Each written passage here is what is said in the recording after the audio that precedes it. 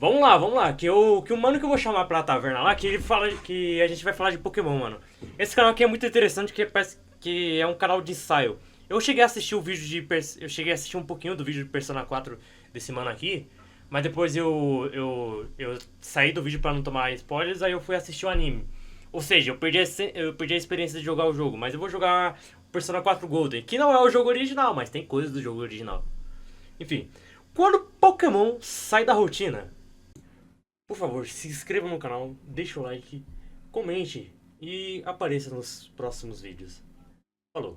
É, Pokémon Sun e Moon é bem diferente, na real. Eu vou. Quando chegar o meu portátil que eu comprei aqui, aqueles portáteis genéricos, eu me deixei ser tomado pelo capitalismo.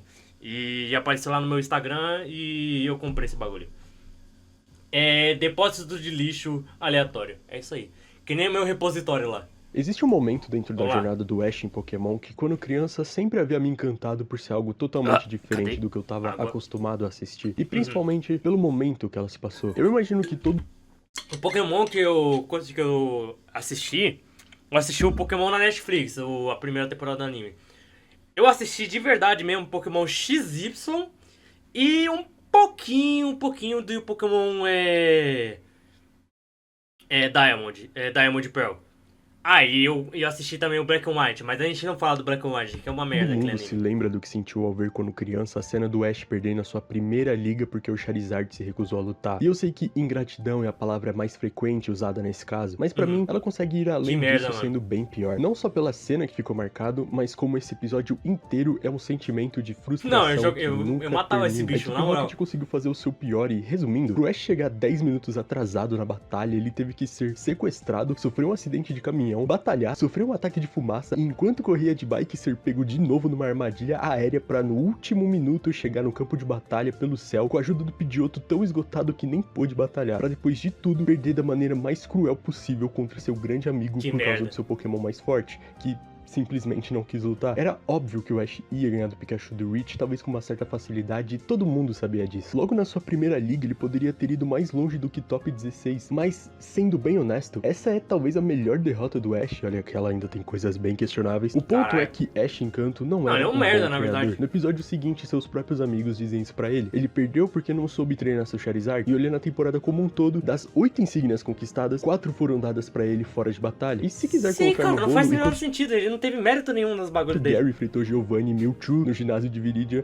Ash enfrentou Jesse e Jay. Mas o ponto mais importante disso é que Ash não merecia ganhar aquela liga, talvez mais do que qualquer outra. Ele não era um exemplo do que seria um grande treinador. Ele tinha momentos grandiosos, mas ele ainda não era grandioso. E além disso, ele era um personagem muito arrogante pra quem chegou tão longe por acaso. E por mais triste que tenha sido pra ele não conquistar seu grande sonho, no final de tudo, Perfeitamente. isso soou como algo bom. Depois de uma derrota dolorosa, ele percebeu que ainda tinha muito a crescer como treinador e decidiu explorar e melhorar mais. O que seria ótimo se esse roteiro não fosse tão banalizado. Roteiro, né, mano? Tem que ter história, pô. Tem que ter história.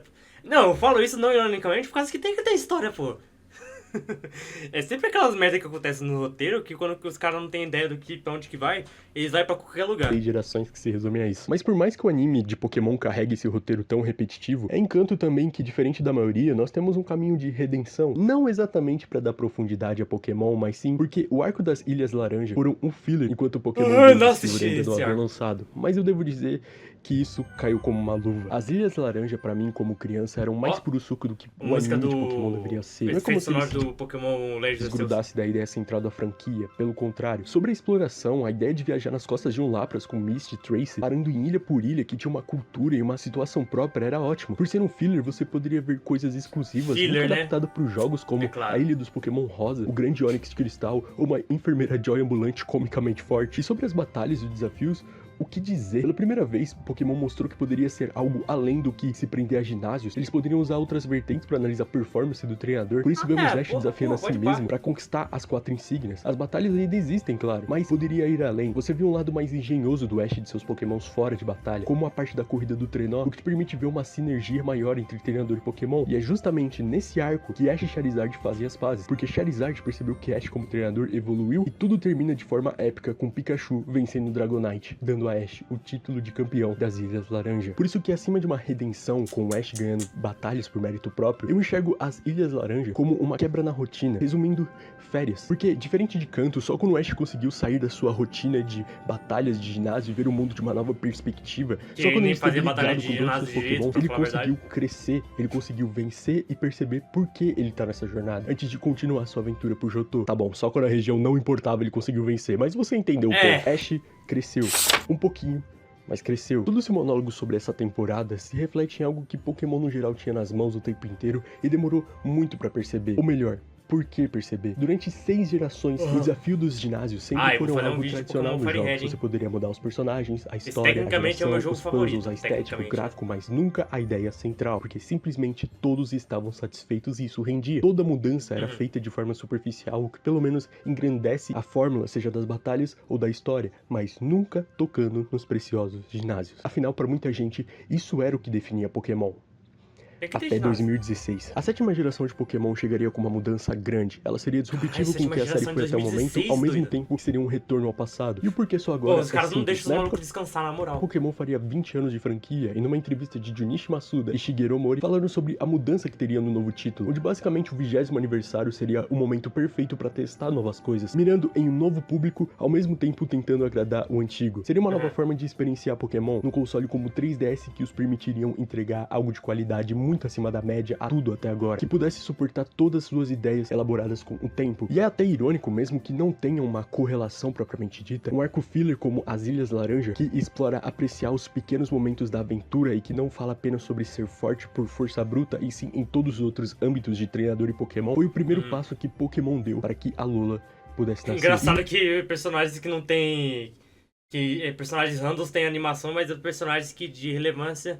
Na DLC que eu chamo de Ultração Tramon, não tem animação na porra da batalha. A Laranja e a Alola, mesmo tão distantes, são ligadas pela sua essência. Depois de frustrações e vitórias, depois de viver tanto tempo a mesma jornada, era hora de sair da rotina e tirar umas férias. As primeiras cenas de Pokémon Sun e Moon logo mostram como esse jogo pode ter tons diferentes. Detalhes sobre a apresentação do professor Kukui que solam qualquer uma até agora, mostrando uma videochamada entre ele e você com aquele diálogo clássico, mas que à medida que a conversa vai fluindo, vai se mostrando mais Pokémons da região vivendo tranquilamente com eles soltos na sua casa, pra depois você descobrir que já está em Alola e numa transição ao jornal do lado, você vê uma cutscene num laboratório todo branco com uma garota loira. E esse junto com o Black and White é um dos únicos Pokémon que tem história assim.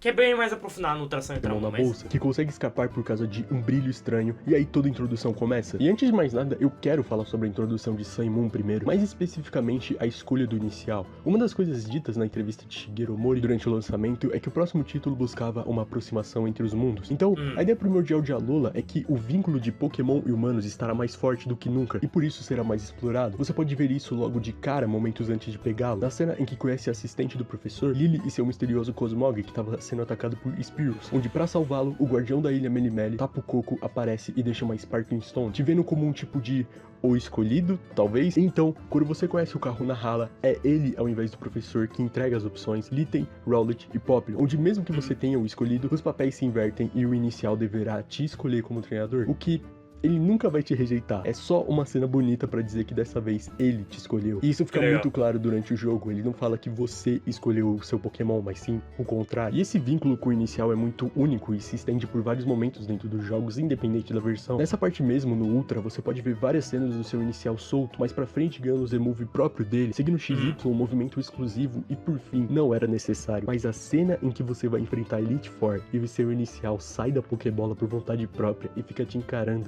lembrando a viagem até o último ato, é lindo e extremamente especial. Mesmo que ele não te siga, cria-se um vínculo muito único com o seu primeiro Pokémon, que apenas Pokémon Yellow tinha. Não só você, na verdade, mas você pode ver isso com os outros personagens também, como a própria Lily, que precisa manter seu Cosmog da bolsa protegido toda hora, ou o próprio Hawk. Nesse caso é bem interessante que a maioria dos encontros com ele mantém seu inicial fora da Pokébola. Então você, jogador, consegue ver a evolução do inicial do seu rival com o passar do tempo. Mas sobre você, isso não se limita apenas ao seu inicial. Os Z-Moves são uma mecânica muito interessante, principalmente se tratando do competitivo. É sempre uma ansiedade pra saber quando o seu adversário vai usar, porque em Alola você pode fechar um time inteiro com os emoves, que por si só é algo bem atrativo de se ver e se pensar qual seria a melhor opção pra cada um. Cada Pokémon na sua party agora tem um trunfo, além dessa ligação entre treinador e Pokémon através da dança, mas essa ligação não vem apenas da batalha, e não vem apenas do que estão na sua party. Você pode ver e se lembrar de todos os Pokémon. À medida que a história avança, o seu menu vai enchendo de opções que te levam a várias mecânicas únicas. A principal aqui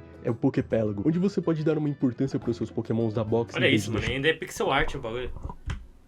Os mofando. Eles se reúnem em várias ilhas, no qual você pode dar missões pra eles, seja cuidar de berries, buscar itens de exploração e atrair Pokémon selvagens pra você capturar. Além de, em certas ilhas, poderem uparem, seja algum level ou algum status específico. Detalhe importante é que, por algum motivo, o Mou cuida dos seus Pokémons na party. Quem é Mou e como ele entrou aqui? Boa pergunta. Pokémon Refresh foi introduzido em XY e pertence também a Pokémon GO, só que a maneira usada é mais presente. A ideia é simples, é um ambiente onde o jogador cuidaria de seu Pokémon, podendo fazer agrados como comida e carinho. A diferença está que, em vez de ser algo por fora, constantemente após batalhas difíceis, o jogo te recorda dessa opção ao apertar Y na tela abaixo, onde dessa vez você poderá limpar seu Pokémon, seja secando de golpes aquáticos, o que melhora em muito a amizade. Esse é um tópico exclusivo porque eu peguei um Pichu e tive que evoluir ele por amizade. Mas acredito que deve ter ficado claro que isso não são apenas opções que ficam ali paradas. Em algum momento você pode se ver usando ela, já que o que não falta é incentivo para você se importar com seu bichinho. Com todos dessa vez. E essa ligação entre humanos e Pokémon vivendo em equilíbrio é vista em todo aspecto possível do jogo. O que, se você parar pra pensar, à medida da evolução dos consoles, você pouco a pouco via mais Pokémons fora de batalha e vivendo o mundo real. O melhor exemplo seria Pokémon Heart Gold, com a cidade de Azaleia infestada de Slowpokes ou o Rancho das Mil Tanques. Mas até uma geração de consoles anterior era pouco e ainda dependia do título, como se Pokémon ficassem presos em casas como uma estátua, coisa logo desmistificada em Alola, podendo vez ou outra encontrar algum Pokémon na rua com seu treinador, no qual você pode interagir com opções de brincar com ele, como o Rockruff na Rota 1 ou o Parásito dos Pikachus. E mesmo não oferecendo alguma recompensa, gera algo mais único do que raramente encontrar um PJ numa casa e ele só falar o seu nome, o que dessa vez dá a impressão de ambos vivendo o mesmo mundo. Inclusive tem uma parte que eu me recordo que na rota anterior a chegar a Coney City, um policial te pede ajuda para parar ditos que estavam se transformando em pessoas na cidade. Inclusive ele fica em choque ao perceber que seu parceiro era na verdade um dito. Indo pra cidade, você tem uma side quest de batalhar contra todos os ditos transformados em pessoas de lá. E voltando de novo pra Pokémon Heart Gold, o Farol do Ampharos é um exemplo claro de um equilíbrio muito pouco explorado de que ambos se ajudam. Melhoria que já teve com as montarias de XY, mas desenvolvida em Sun e Moon pra finalmente, em vez de nos prendermos a HMs, o Pokéride nos fazia utilizar de alguma característica de algum Pokémon pra substituir essas coisas tão chatas. Tipo, perde um bagulho dos jogos. Você tem que, tipo, ter um Pokémon que vai usar os bagulho, as habilidades. Mas é muito útil, na verdade. Então pra que Rock Smash? Eu não sei muito bem o que dizer. A falta dos HMs. Usar um Taurus. Pra que Search você pode usar um Lapras? Quer atravessar algum piso de rochas? Mudsdale tá ali pra te ajudar. Quer usar Strange? Por que não ser carregado por uma Champ também? Essa escolha de fácil contorno a obstáculos de HMs ajuda muito no fator de exploração. Você não se vê obrigado a ter um Pokémon ideal. É claro que eles não vão conseguir fazer, tipo, todos os Pokémon de, sei lá... Eu não sei, sei lá, eles não vão conseguir fazer todos os Pokémon, sei lá, aquático pra você ir lá e nadar com ele. Ou fazer todos os Pokémon que voa, você poder usar Fly com ele. O que faz a gente evitar situações como ter que pegar um Tentacool só pra colocar 50 HMs de água diferentes, como naquela parte final de Pokémon Emerald. Ou pensar que pode passar por aquela maldita parte do nevoeiro em Pokémon Platinum sem ter que sacrificar o move do seu Staravia só pra colocar The Fog. Afinal, é The Fog. Só que na metade do caminho, quando você estiver completamente perdido, vai perceber que você vai ter que usar esse move de bosta, porque agora você chegou numa cidade que materializa seus maiores pesadelos em bichos grotescos que correm atrás de você depois de receber uma carta da sua esposa. Eu não gosto de HMs, resumindo. Talvez essa seja a melhor região possível no fator. Eu quero explorar 100% do mapa e eu posso fazer isso tranquilamente. E a opção do Glide do Charizard reflete algo muito bom sobre as ilhas em si. Glide é basicamente um Fly, só que em vez de você se limitar em parar em um Pokécentro diferente e seguir seu rumo de lá, você agora tinha checkpoints para ser utilizado e parar numa rota muito específica. E isso é algo que diz muito sobre o level design da região em si. Dessa vez não estamos falando sobre papo de mais de 10 cidades e 8 ginásios diferentes. Agora temos 4 ilhas para aproveitar: Melimeli, Akala, Ulaula e Pony Island, além de outras menores que não vem ao caso. O que eu acho que é a única coisa paia da mudança das ilhas pra mim é você não sentir diretamente que você chegou num lugar novo. A história pega muito na sua mão pra fazer essa mudança, e eu real achei que seguiria um padrão de que pra ir pra uma nova ilha, você mesmo ia fazer isso naquele... minigame no jogo de Pokémon que não dependem que não depende do seu coisa, como que se chama? Não depende do seu... do online, não depende de você ter um amigo. Aquele minigame de surfar no Mantini, mas não, é só mais uma cena de barco que te leva mesmo. Mas se engana pensar que essas ilhas são vazias pelo menor número, pelo contrário, a infinidade de conteúdo que essas ilhas podem te oferecer fazem elas parecerem quase infinitas. As rotas em alguns casos não são extensas e em pouco tempo você chega em um lugar habitado, e o fator mais importante disso é que existe muita variedade de cidade ali, cada uma com seu estilo, sendo principalmente vívida por quantos NPCs você pode encontrar andando na rua. O primeiro choque que eu tive foi com Hawali City, porque ela é uma clássica cidade litorânea que tem um contraste condizente de um lado praia, com pessoas lá, e atravessando a rua, prédios e casas enormes no qual você pode ver o horizonte da cidade, o horizonte do mar da praia. Dessa vez você não desvincula ambos elementos, mas eles fazem parte de um único ambiente que se conecta. Muita gente não gosta, eu não gosto, mas se temos um console que literalmente se chama 3DS, vamos abusar do 3D. Em comparação ao XY, tem menos momentos na terceira dimensão, geralmente também usada para demonstrar a grandiosidade de algum momento, como no próprio Canyon, ou para mostrar o contraste de alguma cidade numa visão mais rebaixada. Mas, em compensação, de forma mais natural, montanhas ou subidas são bons exemplos. À medida que você ia subindo, a câmera ia se abrindo para uma visão mais panorâmica que mostra o quão grande é aquele lugar e a distância que você está do mar, ou de outras referências que você tem mais momentos mostrando o horizonte condizente que você pode tocar. Impressionante demais essa cena. Olha essa geometria. E não uma falsa power plant pra mim. Mano, fica muito puto quando você, tipo, nesses vídeos do YouTube, que eles botam os bagulho assim, que, tipo, você às vezes sente enjoo do jogo por causa que não tem o 3D, você não tá jogando na tela do bagulho. Por causa que muitas vezes se perde, tipo, a qualidade no jogo. Foi que nem o que eu disse naquele último vídeo que a gente reagiu aqui. Que, tipo, a gente tem que ver o que é a proposta da mídia. No Pokémon a gente vê a transição do 2D pro 3D, dos 2D.5D para o 3D. Muitos Pokémon perderam a característica deles quando foram passados para os jogos novos 3D. É muito paia, mano. E olha aqui, ó, você não sente uma vertigem nessa merda? Você que aquele lugar era gigante, sendo que não era. A palavra contraste é boa pra definir essa região, inclusive, porque você vê cidades... É que nem se for jogar, sei lá, no emulador de PS2 algum jogo. Aí quando, sei lá, principalmente no GTA, quando você for jogar no PS2 ou no emulador de PS2 o bagulho, é totalmente diferente de você jogar o Porsche.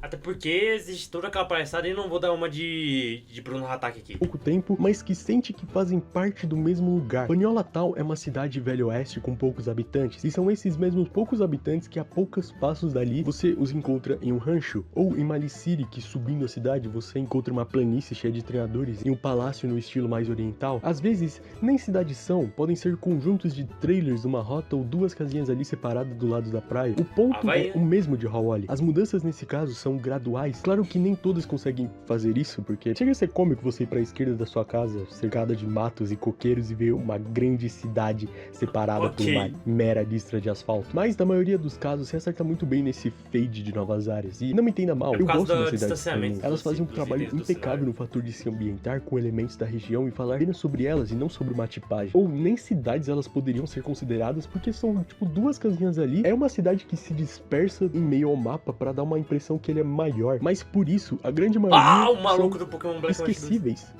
E isso é bom. As cidades nesse jogo são algo muito passageiro, porque diferente de uma Lumiose da vida, ela não precisa ser marcante. O grande foco desse jogo tá no ar livre, tá nas rotas que mudam de acordo com o elemento, como um vulcão ou uma cachoeira, que te oferece uma nova diversidade de Pokémon para capturar. Como se elas não quisessem ser vinculadas e sim criar uma linha onde cada rota e cada cidade tem um momento próprio para brilhar. O que novamente te dá uma sensação de infinidade, porque se aproveita uma de cada vez. Mas o que nos faz entrar também em um tópico delicado, que é progressão. Não é segredo pra ninguém que Pokémon nada mais é que um RPG infantil, quase sendo um gênero próprio dentro dessa vertente. Muito do seu sucesso se dá porque é uma franquia jogar, sei lá, jogar Persona e jogar Pokémon é bem diferente, cara.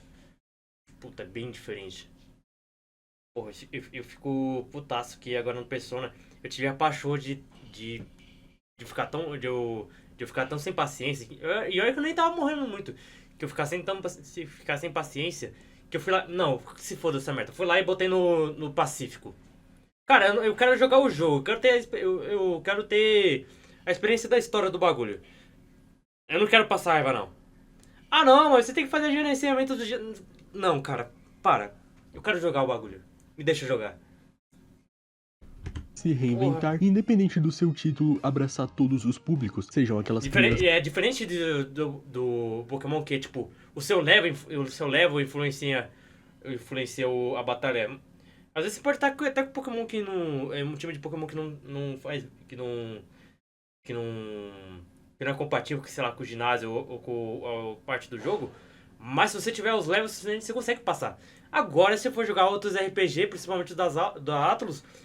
Não, você tem que fazer combo, você tem que fazer TXP o suficiente para a área e você tem que ter as habilidades certinhas. Que muitas vezes as habilidades certinhas não vêm só por causa que você tem sei lá, tem XP. E sim por causa que você tem alguns itens certos. Essas que estão começando a jogar no Switch ou já Que veteranos merda. que jogam desde o Game Boy Color, fato é, Pokémon é um jogo atemporal pra todos porque ele é um jogo acessível. Quando a gente fala em progressão, há algumas camadas que não podemos ignorar. Progredir Quando eu é for falar com o basicamente mano, eu vou o falar ato de tanta coisa, doido. de ir pra frente e evoluir, mas não de forma rasa em apenas avançar na história ou passar por um obstáculo difícil. Esses atos também envolvem grind ou até quando você sai da rota principal pra descobrir algo sobre aquele mundo, por mais inútil que seja, sendo uma forma de world building, também se trata de progressão. Mas claro que o ponto principal quando falamos de progressão está na dificuldade. Afinal, não tem forma mais fácil de refletir esses temas quanto o quão difícil ele é ou deixa de ser. Se você comparar com os últimos jogos de Pokémon lançados há 20 anos, Alola compete com Heart Gold em ser o jogo mais fácil. Mas com uma certa vantagem, Sun e Moon é o jogo mais acessível de todos, dado muito pelo seu tema. O que, ironicamente, faz a primeira afirmação parecer uma mentira quando você analisa Alola de forma isolada. Considerando que justamente pelo seu tema mais aconchegante, os desafios se elevam de acordo com a régua de dificuldade imposta. A coisa que esse jogo mais prega é o seu bem-estar durante a sua jogatina. Isso implica que o jogo não vai trazer uma dificuldade inexistente te limitando, por exemplo, como é o caso de ter que sacrificar o move do seu Pokémon para colocar um HM para chegar até o Head. O XP Share com a party toda torna mais instigante para o seu arsenal usar Pokémons interessantes que no passado você nunca usaria pela preguiça de upá-los, mas que aqui tornam o grind em certas partes mais simples e efetivos. Ou por que não os Pokémon selvagens poderem se reforçar chamando ajuda no meio da batalha, o que também significa mais experiência num jogo que você pode zerar sem sequer receber um Lucky Egg, até mesmo possuindo uma didática por trás ao me dizer qual golpe é super efetivo numa batalha contra o Pokémon que eu já ganhei, o que torna a Pokédex não tão inútil assim. Essas são formas que tornam batalhas e grind mais instigante e efetivo, considerando também que poucas vezes você vai chegar numa rota e ser spamado de NPCs querendo batalhar, o que mesmo com essas mecânicas que facilitam sua experiência, isso não te impede de sentir mais dificuldade pelo fato de ter muito mais batalhas importantes, onde voltando ao Z-Move, por exemplo, que apesar da estética e a ideia de ser, entre aspas, só um golpe forte funcionar, pois grande parte dessas batalhas tem um trunfo guardado contra você. Resumindo, a dificuldade de Alola é boa para a proposta de Alola. É meio injusto comparar ela com outros jogos. Digamos que batalhas aqui têm um peso narrativo maior, mas que divide o palco com outras ideias. Então, sim, você ainda vai ter tempo para o seu treino e desafios, mas o jogo vai fazer o possível para te instigar a observar e experimentar outras coisas. Não tem para que perder tanto tempo assim. E por causa disso, essas adições se tornam uma boa forma de acessibilidade, porque são mecânicas e tempo gasto que engrandecem o tema, logo o produto final do jogo como uma experiência. Claro que não vai agradar todo mundo, claro que muitas pessoas sempre vão atrelar acessibilidade com infantilidade ou tornar algo mais fácil, apenas ignorando todo outro ecossistema que se existe por trás e tantas outras descobertas ou coisas legais que por causa desse sacrifício pode te proporcionar. Porém, é justamente nisso que entramos no lado sombrio de Alola. Quando falamos de acessibilidade, isso pode ser uma faca de dois gumes. Ao mirar e querer que todos os públicos sejam acertados e tenham a mesma experiência, você acaba criando certas limitações. Digamos que barreiras invisíveis que constroem uma estrada reta e acessível para garantir que diferentes pessoas de diferentes idades e diferentes experiências sigam pelo mesmo caminho. Em Sun e Moon, isso sai da metáfora para o sentido literal. Isso é uma Rotom-Dex, vulgo a pior criação dessa franquia. Que isso? A segunda pior criação dessa franquia. Calma, mano, calma. O bagulho não é essencial pra história, cara. Você pode se ignorar, diferente dessa porra aí. Pô, mas esse bagulho do cinema lá do Black and White é interessante, mas ninguém vai fazer. É tipo pra eles não colocar mais o contest. Black White ainda tem Contest? Eu não me lembro. Mas eu nunca fiz essas merda. Mas, tipo... Tem o cinema lá no jogo, que é, tipo, você poder se passar por... Se agir como um ator. Um ator mirim lá no jogo. É interessante, pelo menos. Eu concordo muito com o argumento de opções nos jogos, que beira a burrice quando pessoas reclamam de algo que são opcionais. Você literalmente escolhe usar ou não. Mas o mapa é algo essencial nessa franquia. E a partir de agora, vai parecer uma tempestade em copo d'água, mas é muito estranho pra mim ver que o mapa que fica na minha tela de baixo tem uma bandeira indicando onde eu devo ir. De forma alguma, Mano, esse aí é paia, puta merda. E olha que eu não joguei o Pokémon Sun e Moon. Muito paia. É com a bandeira, mas pra mim, ela é a ponta do iceberg de algo pior. Você já deve ter visto o meme de lore versus gameplay. Isso reflete em várias coisas. O jogo joga por mim nessa merda. O jogo joga por mim. É, que nem no Pokémon Legends Arceus, ele tem lá um indicador pra onde você tem que ir. Todos os desafios você tem um indicador pra ir. Tirando os coletáveis, você não tem... Tirando os coletáveis, você não tem indicador. Mas, tipo, missão principal, missão, tipo, de entrega e coleta. Você tem indicador lá. Pô, rapaz, aí é meio paia. Uma delas é que a maioria dos jogadores não leem. Isso se deve a vários motivos. No Brasil, por exemplo... No Brasil, todo mundo usa Fast Forward. Cara, eu não vou mentir, eu nunca zerei nenhum Pokémon de GBA ou GBC sem usar Fast Forward. Não dá, cara. Só depois que, tipo, ficou inviável usar Fast Forward nos emuladores de Dreamcast. Que Dreamcast, cara? Nos emuladores de DS e de 3DS que usar Fast Forward é inviável. Até porque é mais... como que é? É mais dinâmico os jogos de DS e de 3DS. Mas, pelo amor de Deus, não dá pra jogar Pokémon de GBA sem Fast Forward, mano. É uma tortura, na moral, depois que você joga pela primeira vez. Ninguém tem saco de ficar traduzindo palavra por palavra a cada 4 linhas de diálogo. Traduzindo? Isso é mais papo de cultura sobre Pokémon. Quer dizer, também tem o fator de você gastar 400 pila e o bagulho não vai PTBR, de se tornar normal, né? Jogar esses jogos em 20x e mirar apenas na competição. E não que seja errado, eu cresci assim. Muito porque, ao passar do tempo, você percebe que os jogos de Pokémon tem uma história repetitiva. Se eu fosse colocar, sei lá, eu acho que eu só zerei uma vez com tradução, e sempre era com tradução de texto e diálogos. Não é nunca tradução de golpes. Tradução de golpes é uma merda. Nunca use tradução de golpes. Voltei, eu só fui pegar um bagulho pra comer aqui rapidinho. Vamos lá. Aqui. Aí, que beira até ser rasa. Então, pra que eu vou me importar, sendo que batalhas e velocidade é muito mais legal, principalmente quando você tá rejogando. O problema é quando isso se torna uma alternativa. Um dia eu vou ter que zerar o jogo. Provavelmente eu vou zerar um em live. Vou zerar um em live. Ou tipo, eu vou fazer uma live. Aí depois eu faço a gameplay sozinho. Pô, se eu for fazer live aqui, eu vou ficar sem jogar o jogo. Eu não vou ter gameplay. Aí só vai tipo 2 anos pra eu fazer um vídeo. Olha que merda. Eu vou ter que jogar o jogo sozinho. Esse jogo de, sei lá, de console. E quando você nem sequer consegue dar uma chance pro jogo base, né? Porque ele não se ajuda. A primeira hora de Alola é quase infernal. É um tutorial infinito que você não tem quase o direito de pegar outro caminho pro... Irmão, segue o jogo. Sei lá, pro mesmo lugar você não tem esse direito. Isso reflete muito bem a quantidade de texto que esse jogo tem. Mas já deixando bem claro, o problema que enxergo em Alola nunca será pela sua quantidade de texto, por mais inúteis e repetitivos que alguns deles sejam. Mas o problema é quando eles são utilizados. É quando você novamente me faz engolir essa quantidade de diálogos, quando elas não acontecem de forma orgânica. E adivinha? E mesmo que eu tenha falado que o mapa não é problema, eu, como hipócrita que sou, vou falar que ter o mapa ali corrobora bastante nessa quebra de surpresa, sabe? Você agora sabe quando vai ter um diálogo do caralho que vai roubar. Pior que é. Tá mais no erro do design. Ele devia ter feito que nem nos jogos de DS, que é tipo, você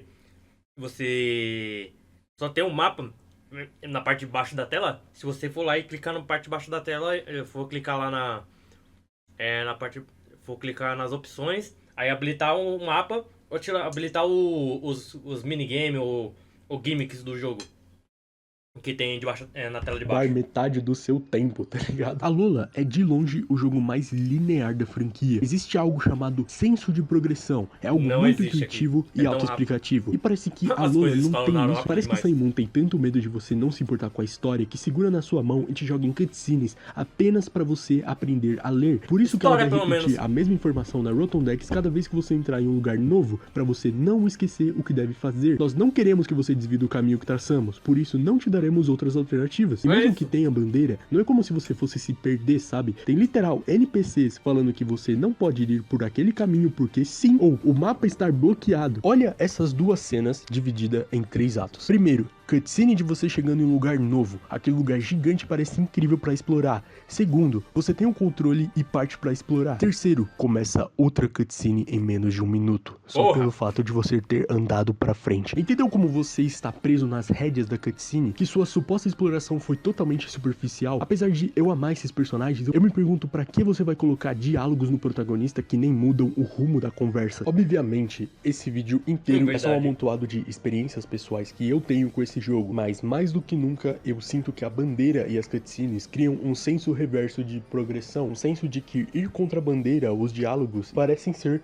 proibidos, e de que pelo contrário, uma história Porque o muito jogo não te boa deixa pode andar ser nele. antecipada só abrindo o mapa e falar, agora vai acontecer algo legal, hein? Aqui até eu sei que eu tô me passando, até eu sei que daqui a 2 minutos eu mesmo vou mandar me fuder, mas até os trainers você consegue antecipar se eles são desafios ou não, e você pode pular, sabe? Não tem mais aquela surpresa de você falar com o NPC, só porque achou ele engraçadinho e tome batalha. Uma das primeiras Incrível. coisas que as pessoas pensam quando veem a bandeira é que ela é meio inútil, considerando que a informação que ela entrega é algo já Considerando visto que o jogo no é diálogo, linear, né? faz parte da história que a própria Rotom-Dex repete o tempo todo. E o problema maior que eu enxergo nessas bandeiras é que ela é uma mecânica hipócrita. Demorou muito tempo pra eu me importar com a história de Pokémon. Quando eu era menor, eu era o arquétipo do cara que jogava em 20x e pulava todos os diálogos. E sabe o que eu fazia? Quando eu não sabia pra onde ir, eu abria o YouTube e procurava por um detonado. Verdade.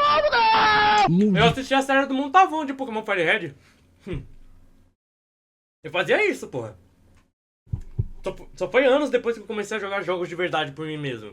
E não pesquisar no YouTube o que de fazer. mim falar que jogar dessa forma não é divertida, mas ao ver isso por uma primeira vez, eu lembrei instantaneamente que a maioria dos jogadores não ligam pra história. Então essa informação que pra mim, que tô lendo, parece inútil e forçada, pra outra pessoa vai ser só uma forma dela, após pular todas as 500 linhas de diálogo anterior, continuar jogando isso, e que mesmo que não tivesse, ainda teria os NPCs, as barragens, ou ela só iria abrir um detonado. Ela também não iria se perder de qualquer forma. Eu sei que de começo pode parecer muito confuso definir o que é o desafio das 4 ilhas, porque são números em cima de mais números, batalha importante em cima de batalha importante, mas explicando, basicamente cada ilha tem um desafio chamados de Trials, onde se é representado cada elemento. A maioria dos Trials tem um capitão que você pode batalhar antes dos desafios ou depois. Não há uma ordem certa. Eles são os capitães que representam cada Trial. Porém, a diferença está em que para completar um Trial, você não precisa apenas derrotá-los. Na verdade, tem alguns Trials que você sequer enfrenta um capitão. Os Trials são puzzles ao ar livre em que se precisa completar para só depois estar apto para desafiar o Kahuna. Cada desafio é único e se mescla muita coisa sobre ele. O primeiro trial é do Lima, do tipo normal. Para completá-lo, você precisa entrar numa gruta com 3 ângulos que usam os buracos para te enganar, se escondendo, fugindo de você. Seu objetivo é derrotar os 3 e para isso é necessário encontrar um jeito de fechar as passagens se eles escapam e pedindo que os fujam. Onde após derrotá-los, você desbloqueia a batalha contra seu verdadeiro desafio. Os líderes dessa vez, se assim posso dizer,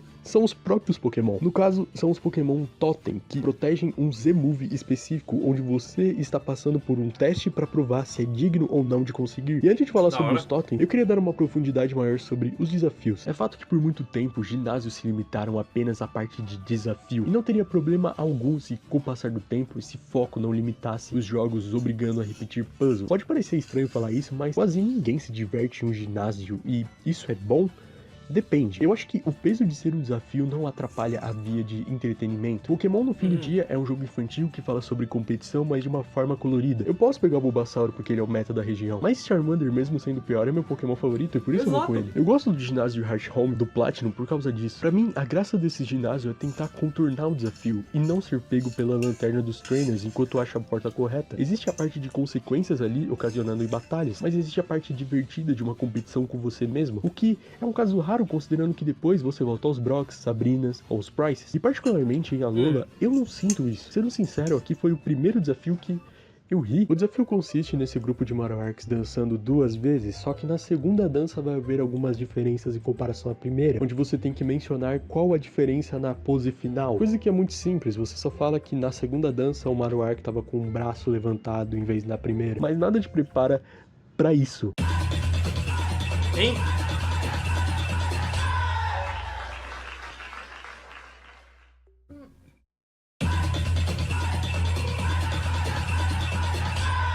É uma bagulho tão simples e besta, Incrível. mas que eu ri. E quando isso aconteceu pra você? Quando no meio de desafio você ficou tão entretido a ponto de soltar uma outra reação que não seja alívio ou medo? Existem trials de todos os tipos. Tem aqueles que se resumem sim às batalhas e aos puzzles, como o de água, que só precisa ajudar um grupo de peixes a descerem a cachoeira, ou o elétrico, que precisa ajudar o maluco que eu esqueci o nome a colocar o Surgeberg na ordem correta pra gerar energia pra sua máquina, pra um Pokémon completamente fudido surgir do nada e me dar o maior pau. Mas a maioria literalmente optam pra o te bicho entregar uma Sakura. nova forma de ver um desafio. No trial de planta da Mallow, você precisa reunir ingredientes em uma floresta pra fazer uma sopa. No trial fantasma da Acerola, sim, o nome dela é Acerola, você precisa usar a opção da câmera pra entrar em uma casa abandonada e identificar os fantasmas que estavam perturbando aquele lugar. Detalhe Olha que muito da hora, importante ao mano. entrar numa sala fechada, caralho. tem que rodar o Tchau. seu 3DS e encontrar o Mimikyu que aparece atrás de você. E ele Rodar? não é um Pokémon muito legal de se falar que tá atrás de você. Novamente, cada coisa é feita em Da passos hora. lentos. Você primeiro tem o puzzle e a diversão, e depois as batalhas, e não tudo junto sendo surpreendido por um treinador. Tópico sensível agora. Todo desafio é compensado com os totens, que são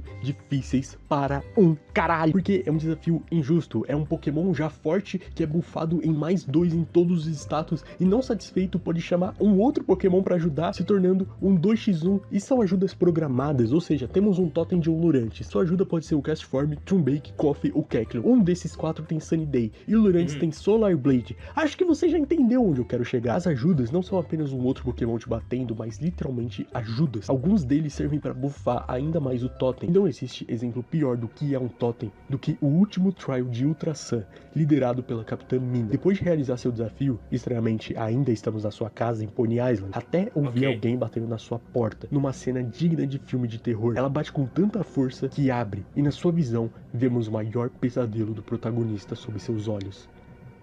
Rebomb. E se você acha que, tipo, Rebomb. inseto e fada é pouca bosta, tipo, olha esse Nossa. design, não dá medo de ninguém, você não aprendeu nada Não, com a esse- Witch. é, Esse fadas Pokémon literalmente se quebrou o tornou game. um dos meus maiores pesadelos na Terra. Eu não tô zoando, eu nunca tive que repetir tantas vezes uma batalha quanto contra esse bicho. Riverdance aumentando mais o status, combinado com o item que aumenta a evasão, te faz ficar maluco não conseguindo acertar no momento mais preciso de um Pokémon já rápido por natureza. Bug Buzz diminuindo o seu Special Attack, Drain Kiss que drena seu Pokémon é só uma parte do inferno. O problema é, seu parceiro, você tem que contar com a sorte de cair contra um Pelipper, porque caso ela chame o Blissey, eu e meu 3DS somos grandes amigos, mas eu acho que seria o melhor momento pra refazer aquela cena da lixeira do Homem-Aranha. Light Droga. Screen diminuindo dano, Helping Hand aumentando o ataque do aliado e Heal Pulse. Heal Pulse pra curar ainda mais esse demônio. O que é esse Pokémon? Por que ele é tão infernal? E o fato dele ser exclusivo dessa versão me faz questionar por que alguém achou uma boa ideia adicionar isso? Por que alguém achou necessário adicionar mais um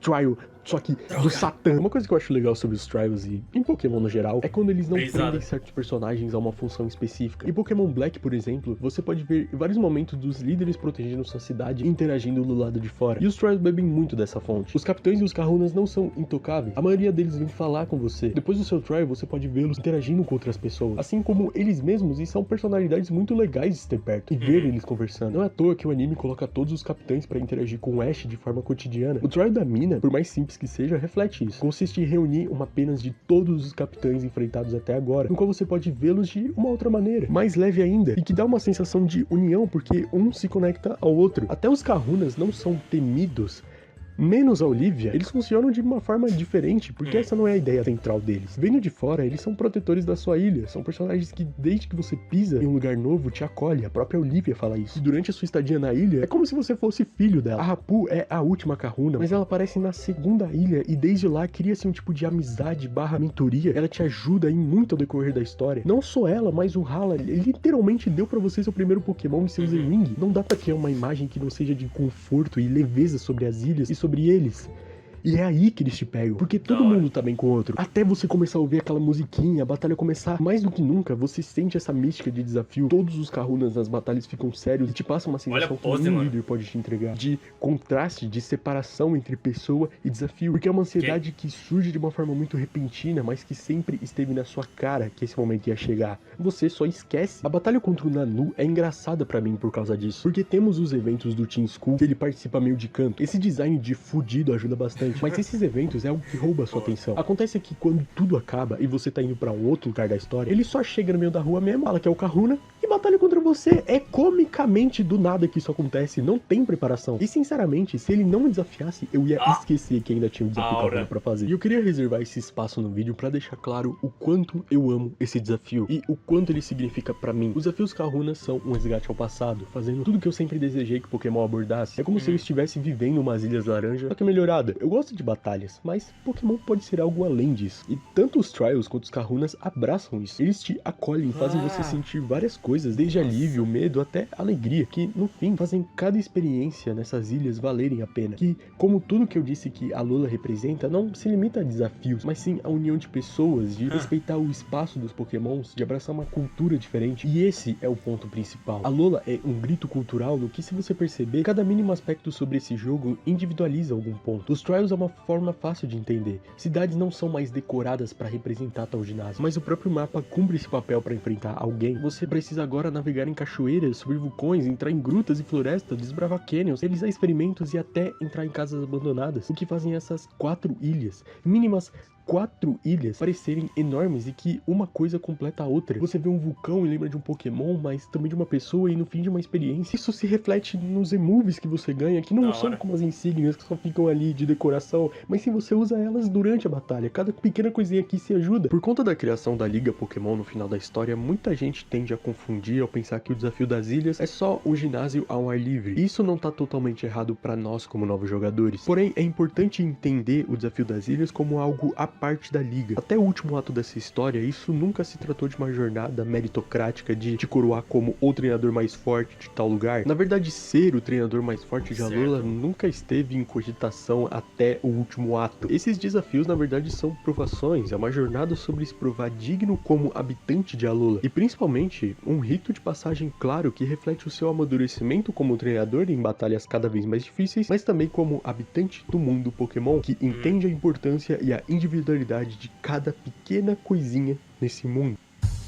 Não tem ninguém que vença a Alola no fator ambientação. Por mais que já tenhamos visto sobre as cidades e os mapas, há muito mais a ser explorado. E uma coisa engraçada aqui é como ele te espanta em mudanças que teoricamente deveriam ser sutis. Eu poderia falar sobre os menus jogando cores brilhantes na sua cara. Espero que as batalhas de Pokémon ZA estejam mais... com mais animação, tipo, animação própria. O Pokémon Legends Arceus, em quesito batalhas, incrível. Incrível, mano, incrível. Captura de Pokémon, que Pokémon Legends eles se focam na criação da Pokédex, que é tipo, você tem que capturar o mesmo Pokémon várias vezes pra você usar certos golpes várias vezes, ou ter Pokémon de, de certa... com certa habilidade,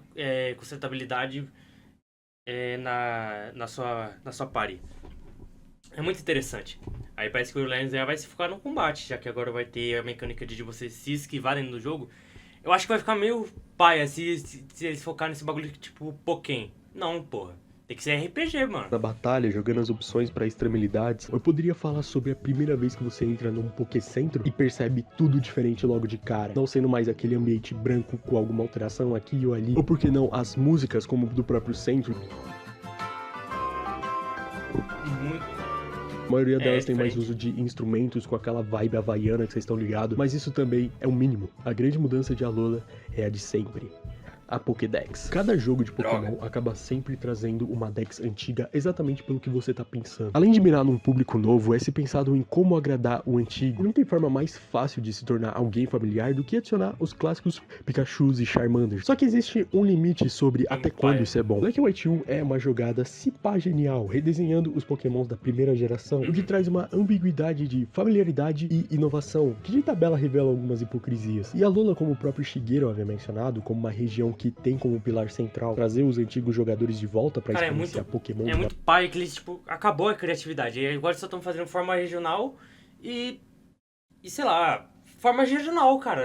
Acabou a criatividade. Os designs já não é mais o mesmo que antigamente. Nova forma, traz a Dex de canto, a mais familiar para todas as pessoas que têm coragem de reformular alguns Pokémons do zero com uma nova proposta sobre Alola, que fazem sentido estarem aqui, e não uma porrada de Pokémons antigos só pra mostrar como é legal o Pikachu e toda uma rapaziada antiga, mas em 3D. Por conta disso, você vê várias mudanças que se tornam formas de contar uma história. Marowak deve ser o melhor exemplo de adaptar um Pokémon sobre uma cultura visto no seu próprio trial. Executor devem ser o melhor exemplo em demonstrar em como uma região pode afetar seu desenvolvimento, e Muk, a melhor forma de exemplificar um problema. Diferente daquele Muk todo roxo influenciado por uma água já suja do esgoto, o Muk arco-íris de Alola é como a água limpa fica quando se joga resíduos tóxicos nela, refletindo de forma clara a poluição. A região de canto em si é sempre mencionada como uma inspiração de reformular e trazer uma cultura de fora que pode ser boa para a região, o que para nós jogadores antigos é familiar de ver como Alola usa isso para se encaixar nos padrões das outras regiões na criação da Liga Pokémon. Inclusive, Alola tem um ginásio cantoriano, o que pouco a pouco você percebe que você, jogador, tá vendo com seus próprios olhos a influência externa, o que num primeiro momento pode parecer muito bom, mas que a longo prazo você não sabe se aquilo vai ter um efeito positivo ou negativo sobre uma cultura já estabelecida naquele lugar. Se você for ver mais a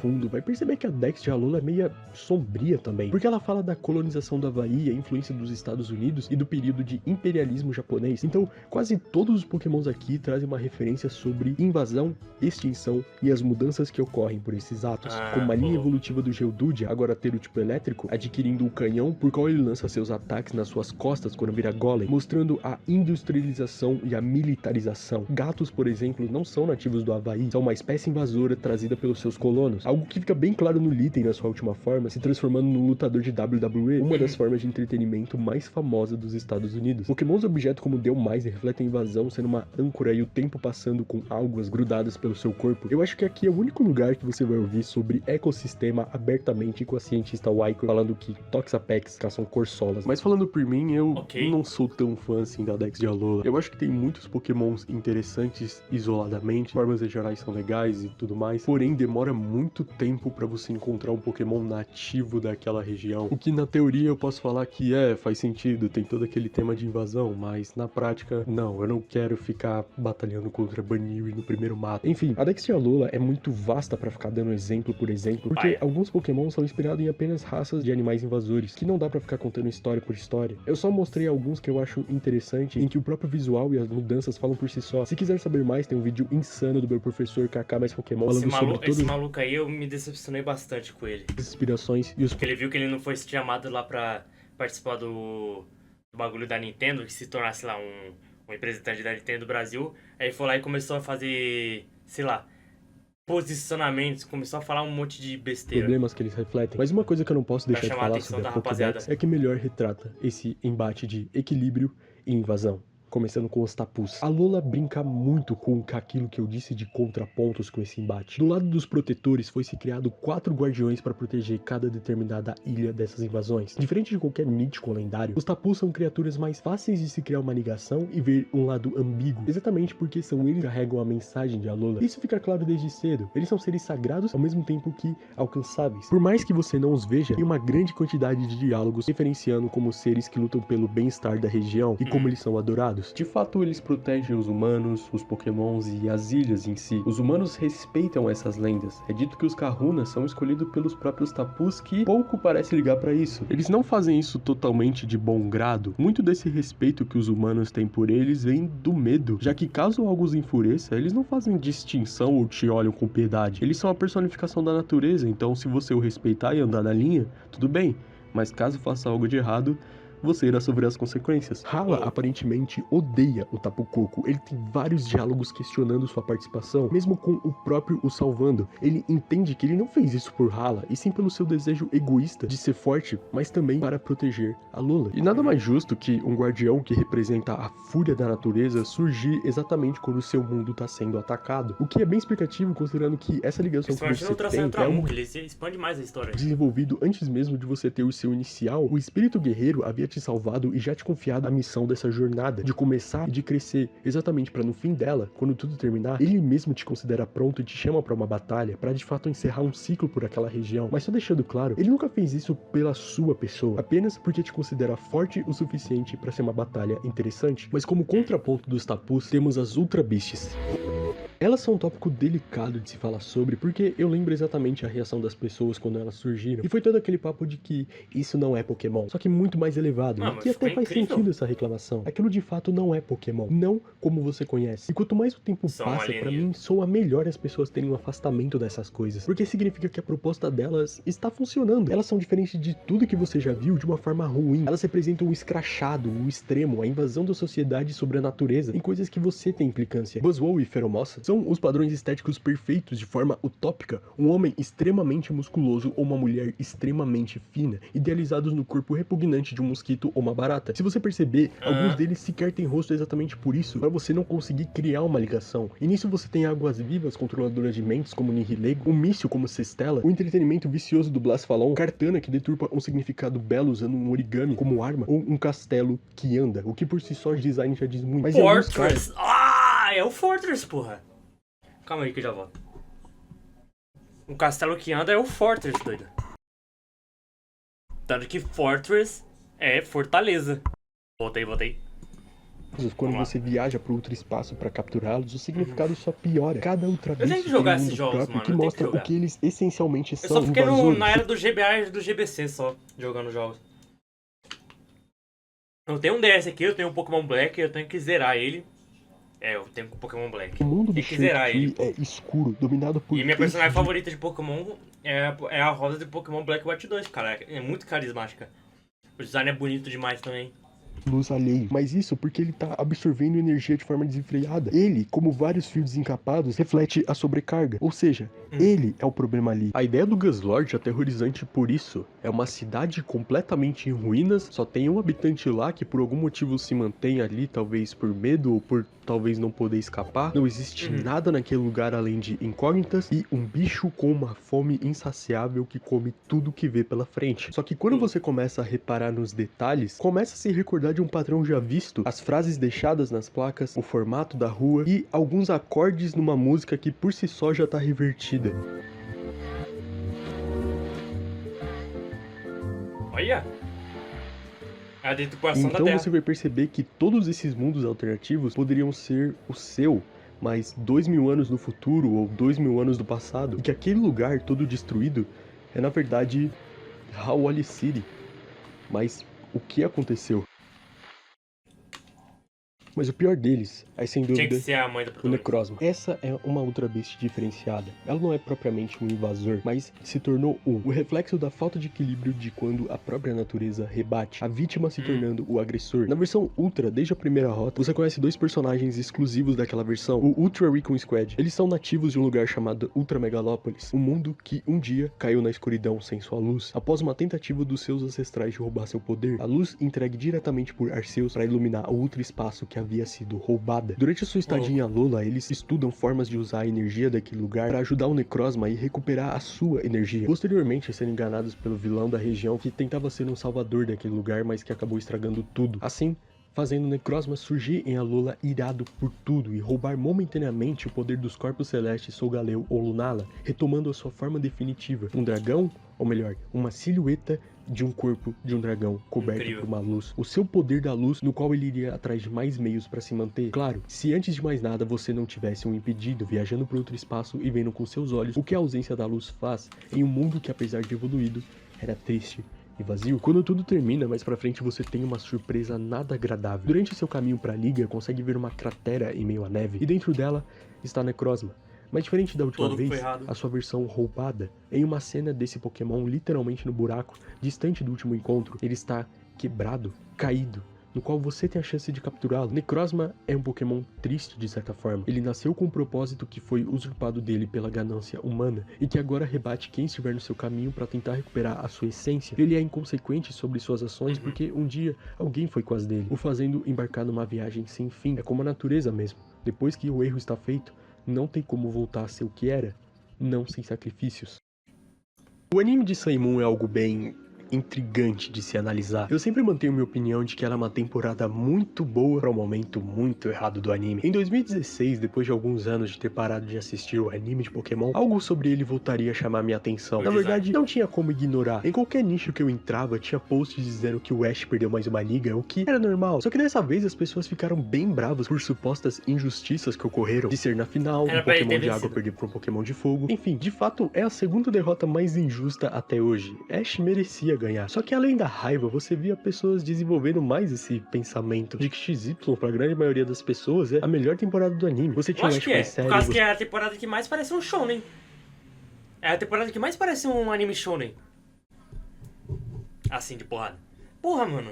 Você tinha personagens com mais tempo de tela, muito você bom. Tinha ótimas batalhas, você tinha uma ótima animação, uma ótima trama. Tá bom, você tinha o Ash Greninja e poderia encerrar a série com chave de ouro, mas não, escolheram de novo fazer a mesma estratégia de marketing furada pro próximo jogo. E essa é uma história de várias camadas, porque em 2016 o anime de Alula também é anunciado e lançado. Uma parte do porquê as pessoas gostam tanto do XY é porque ele é muito edgy, leia-se mais sério pra disfarçar. E a próxima temporada, depois da suposta temporada definitiva, parecia um downgrade. Era uma série feita pra criança. Tu tá tirando o Ash de viajar pelas cidades pra colocar ele numa escola Pokémon. Quando o Ash venceu a sua primeira liga, justamente de Alola, esse foi o estopim pra ninguém levar essa temporada a sério, alegando que os produtores perceberam que fizeram merda na última vez e quiseram consertar.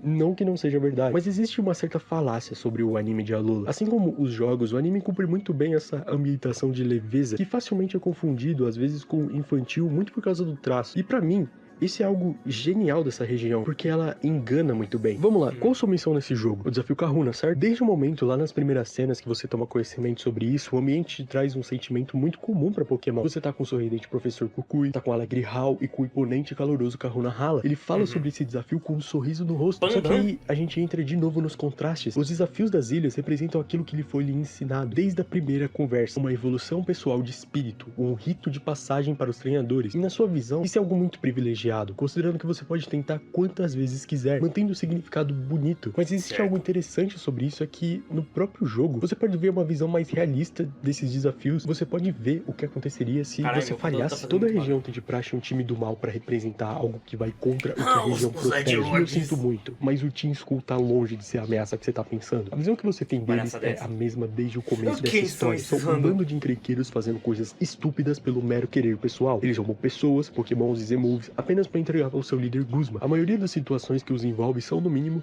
cômicas, rindo deles, sem nenhuma motivação grandiosa por trás. Na verdade, até tem uma, só que isso não fala sobre um grande objetivo, mas sim a sua origem. Todos os Grunts que integram esse grupo falharam no desafio das ilhas. Na verdade, eles falharam sobre um sistema. E agora, como um tipo de vingança, eles atrapalham novos competidores para continuar com esse ciclo de falhas. Afinal, se eles não são dignos, ninguém mais pode ser. Eles são personagens negligenciados que encontraram uns nos outros algo em comum e por isso se uniram. Aquilo funciona como uma família mesmo. Plumeria seria a irmã mais velha que deixa claro em vários momentos o quanto ninguém se importa com eles, fazendo essas pessoas optarem por alternativas do que sobrou nessa sociedade. Quando você tem que ir atrás do ladrão de Angus de uma criança e vai até a cidade do Team Skull, você vê isso. Um lugar todo detonado pela rebeldia, onde eles usam de base secreta. E conversando com o policial Nanu, ele diz que seria melhor se eles se mantessem apenas ali, se ficassem apenas com o que sobrou. Não poderia ser um lugar digno. E o mentor por trás dessa mentalidade é também o mais quebrado entre eles. Guzma pode ser visto como um espelho negro desse lado confortável de Alola. É ele que nos fala e mostra a importância e o peso que esse desafio representa e o quão frustrante é para aqueles que falharam. Os habitantes de Alola veem os desafios como uma aprovação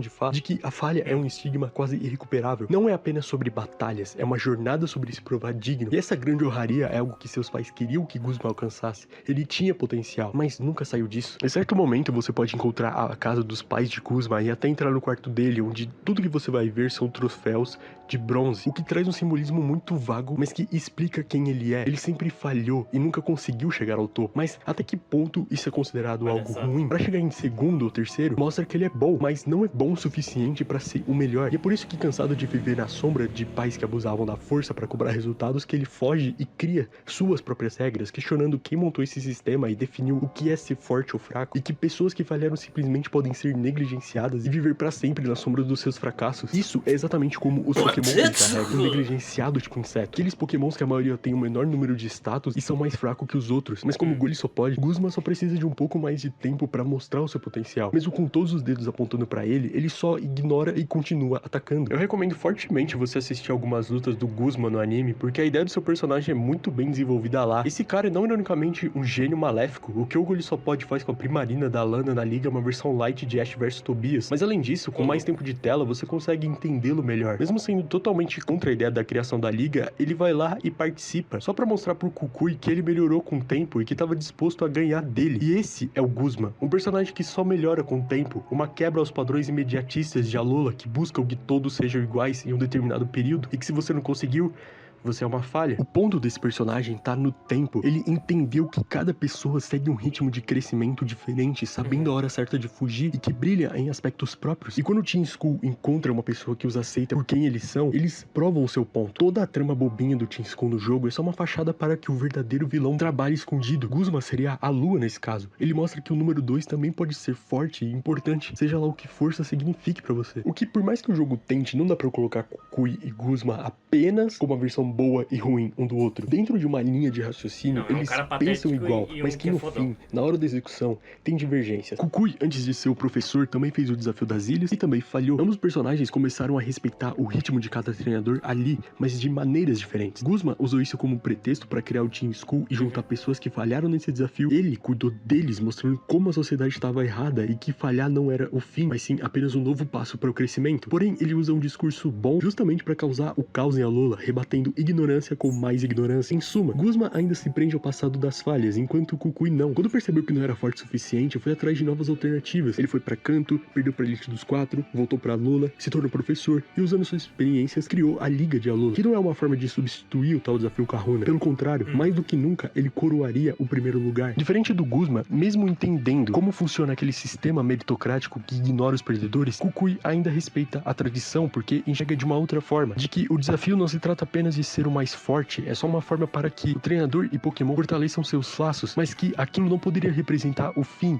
e sim, talvez um novo início. Kukui é um professor, mas mais pra frente se revela o treinador mais forte de Alola, mesmo que tenha falhado nesse desafio. Seu novo papel seria guiar os jovens para suas aventuras, acolhendo todos aqueles sem distinção de forte ou fraco, porque esse é o ponto que Alola se torna, principalmente no anime, que o próprio Guzma participa da liga. Enquanto um se prende às falhas do passado, o outro usa isso como combustível para um futuro, mostrando que a vida pode ter outros planos reservados. Kukui entende que o mundo é muito mais grande que Alola, então por que se manter preso naquelas ilhas? Por que não desbravar tudo e descobrir outras coisas no qual você é bom? Esse é só mais um dos grandes exemplos de como Alola pode te enganar. A fachada de um traço infantil no anime foi uma jogada perigosa, porque Alola tem sim momentos bobos e de amizade, mas existem partes nessa história que guardam momentos sombrios, e não tem um lugar melhor para explicar como Alola pode ser cruel do que a Fundação Aether. Esse lugar guarda pra mim um bom plot twist, que eu não vou dizer que você já não esperava pela cena inicial do jogo, mas o ponto é que a sua proposta funciona perfeitamente de ser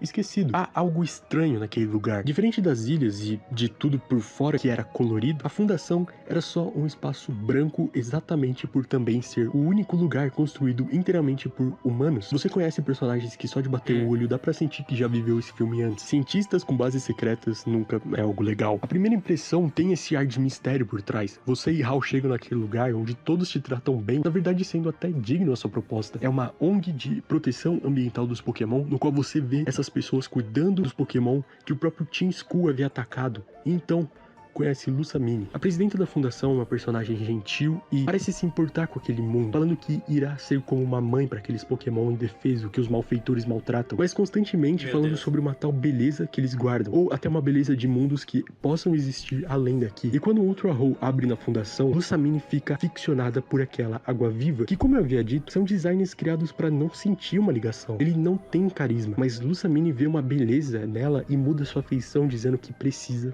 amá-la. O que nos faz chegar em Gladeon. Se Hal desmistifica o que seria um rival sendo considerado um amigo que te ajuda durante a jornada, Gladeon é apresentado para voltar às origens. Ele é o rival que você já conhece, aquele personagem Ed, aquele cara que não liga pra relações, inclusive não gostando muito do Hal, constantemente falando que trilha o seu próprio caminho, e você tem tudo pra não gostar dele no começo, considerando que ele também faz parte do Team Skull, o que pouco a pouco isso vai mudando e essa máscara de personagem Ed vai se quebrando. Ele revela ser irmão de Lily, um que se importa como ela está durante seu sumiço com Cosmog, mas não só isso. Sendo sincero, eu gosto mais do Gladeon no anime porque você consegue ver e entender melhor quem ele é. Aqui você tem uma inversão de valores sobre sua imagem, mas no anime você vê seu passado e percebe que Gladeon nunca mudou ao certo. Ele era sorridente e agora virou Sasuke? Sim, porém você assiste essa ideia de que ele sempre amou os Pokémon. Isso era algo que seu pai e sua mãe deixaram de legado, mas quando seu pai foi levado, a mãe de Gladeon mudou. Ela começou a ver os Pokémons que aquela família tanto amava de uma forma superficial. O Type Nu é um Pokémon que você consegue ter dimensão da crueldade que ele representa no anime. Ele é um caçador de Ultra Beasts artificial criado pela Fundação. Literal, um Pokémon criado do zero para ser uma arma, mas que era maltratado e que Gladeon ajuda a se livrar das suas crises de dor que a sua máscara presa causa, criando uma conexão tão forte a ponto dele conseguir se livrar e virar o antigo Type Full, o que é bizarro de se pensar que na sua forma completa precisa de discos para trocar sua tipagem, porque ela é uma blasfêmia a Arceus, o Pokémon criado pela Fundação para replicar Deus. Gladeon meio que pede a sua ajuda e vocês partem aonde Lily poderia estar, que é a fundação. Só que dessa vez tudo tá diferente. O mesmo lugar que quis criar um conforto agora parecia um lugar proibido. Você era desafiado pelas mesmas pessoas que agora te tratam com nojo. Inclusive, uma coisa que eu esqueci de mencionar é que essa imagem perversa da fundação se perde muito ao decorrer da história porque todos nesse mundo respeitam o seu propósito. É realmente digno o que eles fazem. Por isso que durante a sua jornada tem alguns momentos que você mesmo ajuda a fundação a se livrar do Team Skull que tava tentando arranjar problemas. Só que aí você percebe que você os ajudou a continuarem as suas pesquisas. Só que você não sabia exatamente o que eram suas pesquisas antes. E agora você sabe a veracidade disso. Tem diversos sorrisinhos de canto e tudo vai se encaixando pra quem pensou nisso. Numa das cenas mais assombrosas dos jogos, você entra no quarto e vê mãe e filha frente a frente. Só que o que te chama atenção mesmo é ver Pokémon. Numa visão anterior, estavam vivendo livremente por aí, congelados. O que nos faz voltar de novo na linha tênue do que a Alola representa, e até que ponto a inovação pode passar pela tradição até se tornar algo novo, ou até que ponto seria bom se manter preso ao passado. Criaturas que representam o ciclo de vida da evolução, vindo da boca da própria presidente, agora poderiam ficar bonitos para sempre. O plano de Lusamine é basicamente causar dor no Cosmog de Lily a ponto dele abrir buracos sobre a Alola para entrar no ultra espaço, fazendo de tabela que as Ultra Beasts apareçam e destruam aquela região. De todos os planos vilanescos da franquia, esse pode parecer o mais simples, destruir o mundo de tabela, mas que tem os métodos mais explicitamente cruéis. Eu não me lembro de outro jogo que fala sobre torturar Pokémon de uma maneira tão jogada.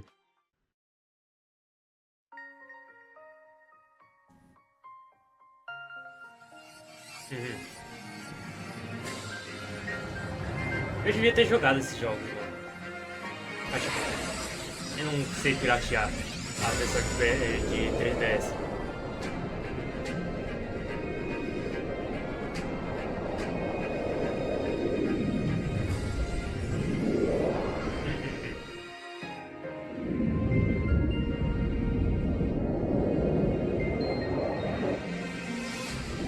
Nunca sabia que ia chegar também o exato mesmo bicho.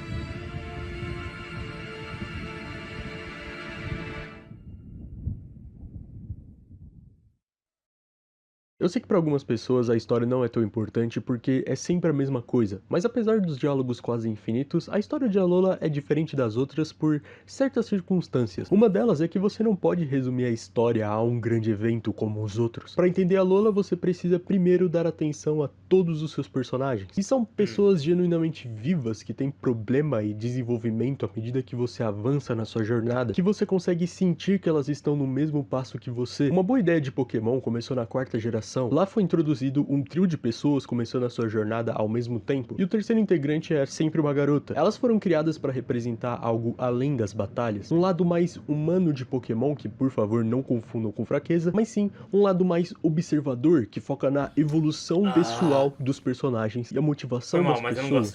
E Lily é minha personagem favorita de Pokémon. Ela faz algo que as outras não fazem, que é fazer você acreditar que está vivendo uma jornada junto com ela, e não um evento isolado aqui ou ali só pra falar que somos amigos. Ela seria como a Misty no anime mesmo, mas que não funciona como o seu fã-clube, e sim tem seus próprios problemas pra resolver. Um desses é superar o seu trauma de infância de tocar em Pokémon, vindo daquele fatídico dia, o que no mundo de Pokémon faz ela ser uma personagem que está a 2 passos atrás de qualquer outro, mas ela não se deixa abalar por isso, mas sim usa como motivação. Ela vira assistente do Kukui e parte numa viagem paralela à sua, porque quer te observar batalhando e descobrindo esse mundo, e graças a isso, ela pouco a pouco vai criando apego a essas criaturas. Lembra quando eu disse que os Kahunas e os Capitães fazem um certo trabalho de acolhimento? Quase todos os personagens que conhecem Lily tentam ajudá-la a superar seus medos, e são dinâmicas boas, principalmente a Hapu, que de fato funciona como uma mentora. E é interessante de ver o ponto de vista da Lily, porque ela respeita cada treinador e tenta entender como cada um vê o mundo. Neb e seu Cosmog é um caso à parte de um laço com Pokémon que ela consegue criar sendo o único. Mas pra ser honesto, também ninguém sabia o que seria um Cosmog naquela época. Grande parte do seu senso de querer ajudar os próximos vem dessa relação, do seu Cosmog a ajudá-la sempre e ela não poder fazer nada além de mantê-lo preso dentro da bolsa, de que ela quer ajudar a todos, mas não conseguir. Você vê isso na cena que a conhece na ponte, ela se sente frustrada pelo medo. Só que o que você não imagina é como esse medo de Pokémon é só um paralelo ao seu medo de enfrentar situações no geral. De ao ver o que a sua mãe estava fazendo com os Pokémons, os torturando para experimentos, ela roubar o Cosmog e fugir, não a enfrentando, mas fugindo do passado em si. Por mais que ela saiba que uma hora ela vai ter que enfrentá-la, ela sabe que ela é a única capaz de fazer a sua mãe voltar a ser como era antes, por mais que a sua própria mãe não a considere mais como uma filha, e ria da cara dela, pois sabe que Lily não pode fazer nada além de observar. E quando chegamos no ápice da aventura, até lá sua evolução é nítida. A mudança de visual é só um ponto externo, mas que faz uma grande diferença. Simboliza que ela está pela primeira vez quebrando as rédeas de autoridade da sua mãe, que literalmente mandava ela se vestir como uma água viva, e todo mundo ao seu redor percebe isso, percebe que Lily se tornou alguém novo. Aquele momento da ponte em Pony Island é mais do que uma cena bonita, é um momento para representar a sua evolução pessoal, que apesar dos perigos a rondando, ela tomou coragem de passar pela ponte sozinha, mostrando que estava pronta para aquele momento, evoluindo como seu Neb que nos transporta para o ultra espaço e tem o grande confronto. E você sabe que as coisas estão meio complicadas quando o próprio Guzma tá com medo dela. De frente à sua mãe, dominada pela beleza que só ela entendia, dizendo que ficaria ali, presa pra sempre com criaturas que ninguém consegue entender, além Caramba, dela. a Lusamine é mesmo louca. Dizendo que Lily se tornou feia e não merecia seu amor. Lusamine, Glaceon e Lily, uma família de personalidades distintas, mas ainda assim uma família. Quando seu pai e marido foi levado por um Pokémon misterioso vindo de um portal que eles abriram por consequência a experimentos falhos, todos sentiram muito essa perda e tudo começou a mudar. Lusamine ficou aficionada à ideia de resgatá-lo a ponto de não se importar como, o que fez uma família que precisava cuidar dos Pokémons perceber que a figura central estava indo contra aquilo. Eles perceberam que sua mãe agora tinha um grande propósito pela frente e que estava disposta a fazer de tudo por aquilo, fazendo seus filhos tirarem os Pokémons daquele sofrimento e fugirem ao perceber que a sua mãe não era mais a mesma. Aquela mulher que até o próprio jogador conheceu uma face dela um dia havia desaparecido, dando espaço a um desejo vicioso de não poder em si, mas de se prender a algo, de procurar aquele passado que talvez nem exista mais, de pra sempre se manter no passado que ela não consegue superar. E é por isso que essa forma grotesca que ela se torna é tão bizarra e estranha. Novamente, é como se fosse um espelho negro de quem Lusamine foi um dia. Se toda aquela família prezava a união de humanos e Pokémon, não se tratava daquilo. Aquilo era o extremo. Essa forma de água viva abomina a tudo que eles lutaram. É uma relação forçada. E você até pode dizer que poderia ser uma blasfêmia ao que seria essa linda relação de humanos e Pokémon. Diferente de qualquer outro jogo, o vilão aqui não foi atrás do Pokémon mais poderoso da região, mas sim daquele que lhe entregaria um propósito coeso. Todo mundo deve ter o estereótipo de águas-vivas controladoras de mentes, e esse é o caso de Nihilego. Sempre deixando claro que esse Pokémon não induz as pessoas a fazerem algo. Seu veneno só entorpece e extremiliza um desejo do seu próprio hospedeiro. Então, o que seria melhor que uma personagem que objetifica todas as pessoas ao seu redor objetificar a si mesmo? Coisa vista na própria batalha, que seus Pokémons ganham um buff do Totem, de forma até poética. Tudo termina quando Neb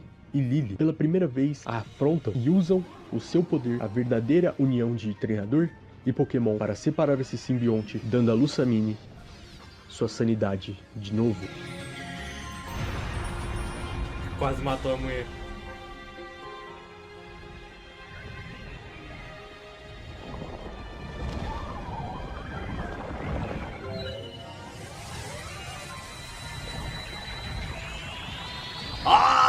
Matou o bicho. Grama. Ironicamente, eles fizeram Lusamine voltar a ser quem era, e pela primeira vez, ela percebeu quão errado foi suas ações ao ver todo o sacrifício que Lily fez apenas para detê-la, colocando um fim nessa jornada ao perceber que sua filha era isso que realmente importava. Ela era seu futuro, também seu passado e até o momento, seu presente.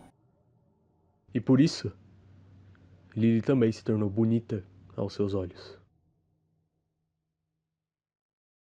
Quando você pensa em rivalidade, você pensa na sua maioria em personagens que abertamente te odeiam. Crescemos jogando contra Blue, Silver e assistindo caras como Paul, o que fazem outros rivais não se destacarem tanto quanto eles, pois trazem uma rivalidade mais saudável. Não tem como odiar May, sendo que você pode jogar com ela. Você pode achar Barry e Serena chatos porque eles entendem que você tá sempre um passo à frente. Então é uma rivalidade unilateral, mas todos esses caras têm em comum um senso de competição bizarro e que acima disso são feitos pra serem obstáculos na sua história. E o início de tudo já é muito explicativo. Em Fire Red, Blue te deixa escolher o primeiro Pokémon justamente pra pegar o que tem vantagem contra o seu. Desde o início, esses personagens são feitos pra serem alguém que vai contra você. Isso pode ser sim um problema. No fim do dia, eles são personagens criados exclusivamente pra você, o que às vezes fazem ele terem uma personalidade muito copia e cola uma da outra. E por isso, eu entendo por que as pessoas odiarem o HAL. É verdadeiramente difícil quando se tá jogando decifrar o que o HAL representa pra nós, justamente porque ele pode ser muitas coisas ao mesmo tempo, que cria-se muitos paralelos ao mesmo tempo. Na sua introdução, ele logo vai contra isso, pegando o inicial que tem desvantagem contra o seu, mas desde esse momento fica claro uma coisa: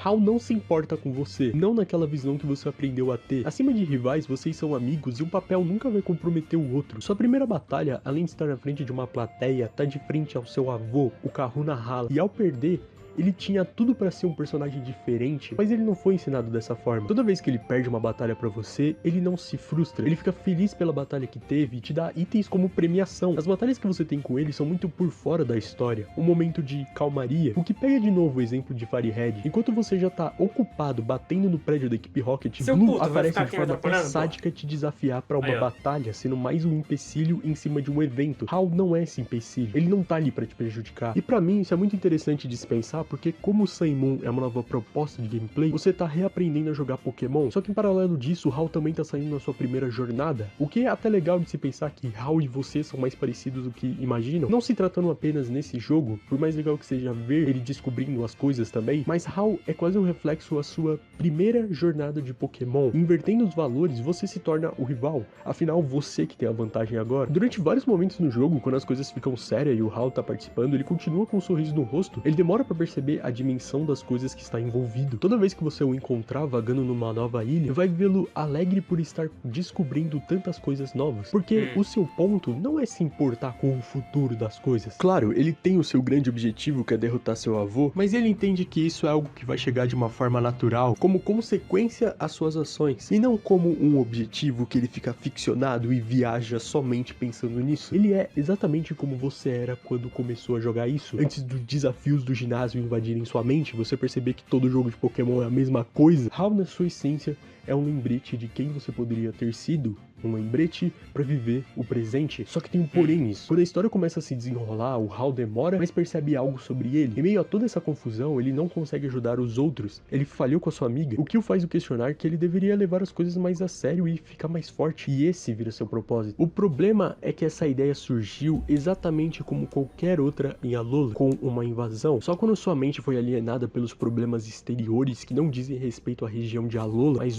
alguém tentando usar isso contra ela, ele decidiu ficar mais forte. Não entenda errado, Hal já era forte, mas todo o problema o instigou a ter um pensamento maior. A Liga Pokémon pode ser vista como mais uma dessa alienação. É um desconhecido chegando, mudando totalmente a cultura daquele lugar. Antes tínhamos grupos, um amontoado de jovens que falharam no desafio das ilhas e outros que venceram. A Liga chega com mais uma forma de meritocracia para definir quem daquela região era o treinador mais forte de todos. E essa premissa que leva Hal a desafiar você pelo trono de campeão. Justamente depois que ele vence o seu avô, que a sua jornada teoricamente teve um fim, mas que por causa da Liga e principalmente por sua causa, no diálogo antes da batalha, Hal menciona o quanto você o inspirou a se tornar um treinador melhor, sendo um ídolo para ele. E que só agora, só na sua visão, ele conseguiu vencer, pois assim se tornaria o treinador mais forte de todos e não restaria mais nada. O único momento em que Hal se torna aquele rival que todos nós conhecemos, instigado sobre sua visão competitiva imposta a ele, o único lugar em que ele poderia se provar. E por isso que quando ele perde a Liga Pokémon, pela primeira e única vez, Hal se sente frustrado, o que vale pro anime também. Mesmo aquele não sendo o Hal que a gente conhece, o choro naquele caso, após perder pro Ash, poderia representar a perda da sua maior qualidade, a sua ingenuidade. O que é isso que leva personagens como Glaceon a respeitarem Hal? Pra mim, ele é o modelo do que seria um treinador nesse mundo de Pokémon. A ignorância que o faz pegar os caminhos mais longos, a conversar com todos os NPCs, a fazerem as coisas mais inúteis possíveis, a conhecer todos os tipos diferentes de Pokémon, mas que no fim é todo esse passo lento e esse tanto de coisas inúteis que ele faz durante a aventura que tornam a sua jornada única e extremamente especial. Pokémon é minha coisa favorita de todas. Eu amo essa franquia por tudo que ela me proporcionou. Cara, tecnicamente a minha franquia favorita de jogos é Pokémon, tecnicamente. Meu jogo preferido, meu jogo favorito, tecnicamente, é Pokémon Fire Red, mano. Eu sempre assistia, eu comecei a jogar Pokémon Fire Red por causa do Montalvão, porra. Os vídeos dele era da hora demais quando eu acompanhava na época. Tudo bem, eu só acompanhava os vídeos de Pokémon dele. Não existe um único momento de criança adulto que Pokémon não tenha participado da minha vida de alguma forma. Ele é um lugar onde eu sempre posso voltar e ver a mesma coisa de formas diferentes. Eu já fui aquela criança que tinha um inicial overlevel e jogava em 20x pulando todos os diálogos. Hoje eu sou aquele cara chato que tenta fazer o time mais competitivo para uma região e tenta encontrar profundidade onde não existe. Mas eu não vou mentir que mesmo sobre a coisa que eu mais aprecio, em algum momento eu já me questionei se eu deveria mesmo continuar gostando daquilo. Tipo, eu já tava velho com meus 12 vívidos anos em 2016. Eu acho que esse pensamento fala bem sobre a primeira impressão que você tem com a Alola. Quando você bate o olho no Ash com um traço todo infantilizado, com um jogo que tira o pilar da franquia, que era competição, e substitui por missõezinhas e amizade. Que nojo. É normal depois de tudo pensar que talvez não seja mais pra mim. O que não é verdade. A Alola tem uma mensagem clara em todos os seus personagens que você viu, que é tempo e como ele influencia sobre a sua pessoa. Se Guzma tivesse o privilégio de ter pessoas ao seu lado que não o cobrassem tanto para conseguir ser igual a todos os outros agora, ele seria outra pessoa. Mas não, ele teve influências externas que queriam que ele fosse alguém grande naquele tempo determinado. Glaceon só deixou de ser aquela criança adorável para um emo raivoso porque se viu obrigado a crescer mais rápido que os outros. Lily é uma garota medrosa, mas que só precisava de um empurrão para amadurecer. E Hal é aquele cara que te lembra quem você foi um dia, de apenas viver apreciando o agora e nunca almejando o amanhã, mas que no fim, por mais distantes que esses personagens sejam ou se tornem, todos ensinam uma coisa: respeite a si mesmo. Respeite o tempo de cada pessoa e todos os passos desse processo, de respeitar as cidades e seus habitantes, mas também de respeitar o espaço dos Pokémon, pois só assim todos podem viver em equilíbrio. Na cutscene final você pode ver todos os personagens tomando outros rumos, entendendo que agora chegou o momento de mudar ou voltar para tentar de novo. Nenhum deles representa fracasso, pelo contrário, todos representam que cada pessoa é diferente e cada uma tem seu próprio momento pra crescer. A ameaça dos microbichos é só uma caricatura fácil para alienações externas que pessoas sempre quando durante eu tô todo focado o em um vídeo que eu começo a bocejar, não é possível. Porque você pode usar o trial também. Quanto mais se cresce, mais responsabilidades você começa a ter sobre suas costas. Isso é normal. A questão é como você vai encarar isso de uma forma que não te faça olhar pra trás e sentir vontade de voltar a ser quem era. Que assim como a Lola, o mundo ao seu redor te alienou a ponto de mudar quem é você. A nossa grande vilã nada mais é que uma mãe que queria voltar ao passado perfeito, mas que quase acabou sacrificando seu futuro. Claro que nada que a transformou nisso foi culpa dela necessariamente. Foi um acaso que com o tempo se transformou num desejo tóxico. E o que você faz quando o mundo vai contra você? Você alimenta um ódio e culpa tudo ao seu redor? Você foge pra não superar? Tem um episódio secreto na versão Ultra que tem uma cena que é um puta plot twist. Sabe o Mou que eu mencionei no Poképélago? Talvez eu mencionei essa mecânica que você nem ligue por esse motivo. Ele é o marido da Lusamine que foi abduzido. No final de tudo, você pode vê-lo se encontrando na fundação. E sabe o que a Lusamine faz ao encontrar a pessoa que ela mais desejou? Ela viu que ele se tornou outra pessoa ao perder suas memórias. Ele não a conhecia mais. E ela entendeu que tudo seria muito confuso pra ele. Não tocou uma única vez no assunto. De frente à pessoa que ela mais procurou, ela não enlouqueceu ou o obrigou a se lembrar. Foi o reencontro com mais clima de adeus. Mas a única coisa que eles conversaram foi sobre Pokémon. A única ligação entre eles dois agora. E que mesmo perdendo suas memórias, Mou não mudou exatamente. A sua essência continua ali. A essência de Mou é cuidar dos Pokémons que ele tanto ama.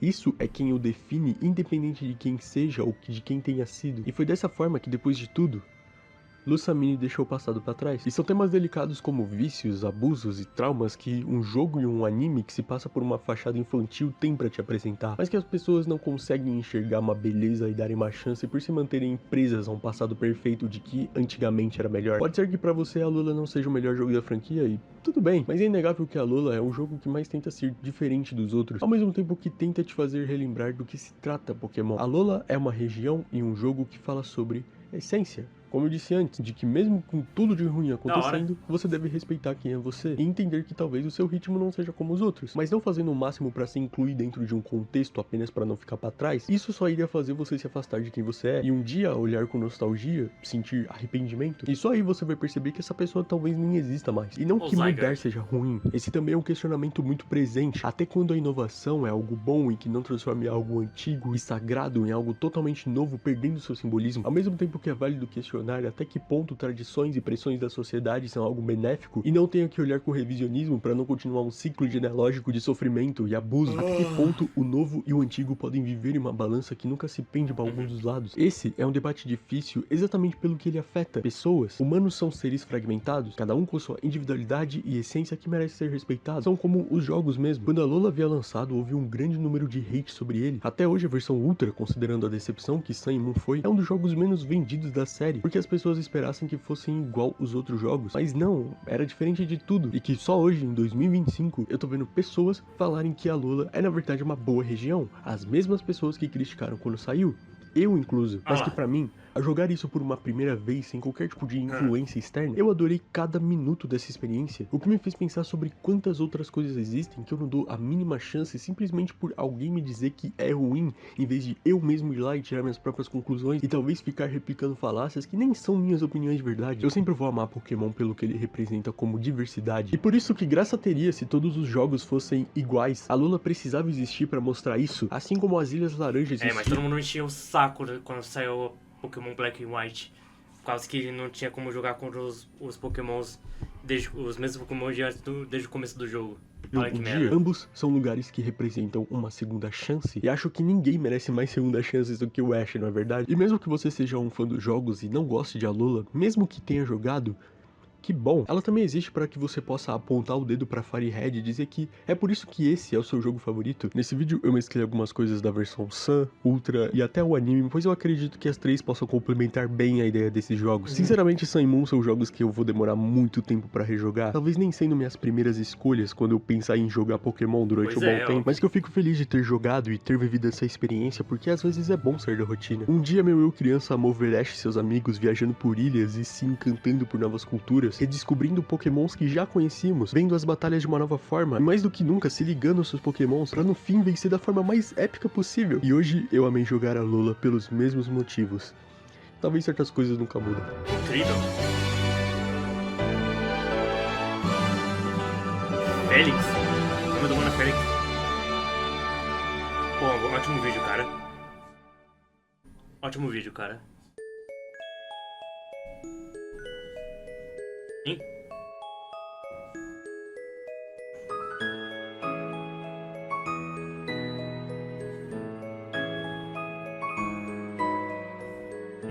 Que nem vocês.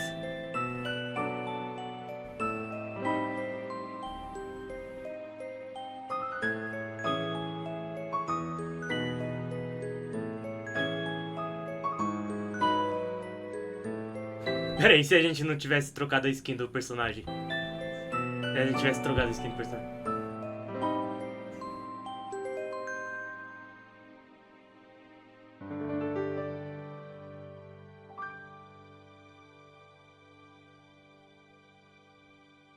Interessante demais, mano.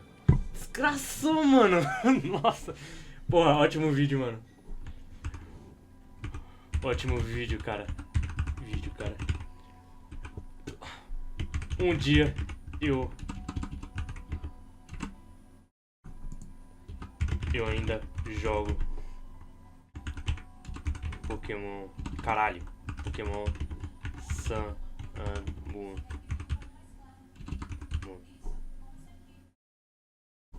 Moon, porra. Esse símbolo aqui. Isso, Simon. Vou dar o meu máximo. Máximo no vídeo de Pokémon Fire Red. Eu tenho que fazer a pesquisa ainda pro vídeo. Quer dizer, eu já fiz uma boa parte do roteiro. E já pesquisei bastante, só que eu não fiz a compilação do conteúdo inteiro pra eu fazer a compilação de todas as informações que eu tinha pra fazer o bagulho. Só fui lá, assisti alguns vídeos, falei o que eu pensava, pesquisei, fui lá e botei no... Eu coloquei a maçaroca toda no roteiro. Mas é isso aí. Mano, eu acho que eu não vou fazer live de Pokémon Fire Red aqui não, mano. Senão eu vou pegar... Mano, por que o cara fez com que parecesse que ele tivesse peito, mano? Que porra é essa, Ironic? É isso aí.